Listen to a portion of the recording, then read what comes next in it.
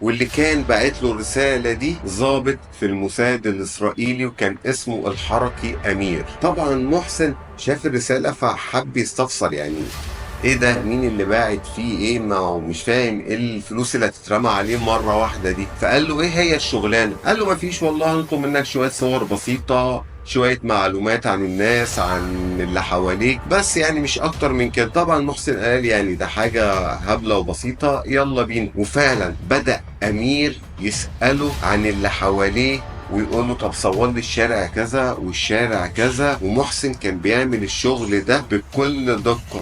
وطبعا كان الاول بيبعت له $100 على كل شغلانه، بعد كده 200، بعد كده 300، بعد كده 500، لحد ما يجي في مرة وأمير يقول له الشغلانة اللي جاية دي بأكتر من $20,000. طبعا محسن قال يا سلام، ده $20,000! ايه هي؟ قال له عايزك تصور لي مواقع عسكرية. وفعلا بدأ يصور له مواقع عسكرية، وبدأت المهام تبقى أخطر وأخطر والفلوس تكتر وتكتر. وكانت أخطر حاجة عملها محسن إن هو قدر يساعد الموساد في اغتيال حسن صياد عام 2022. وحسن صياد ده كان قائد في الحرس الثوري كبير جدا.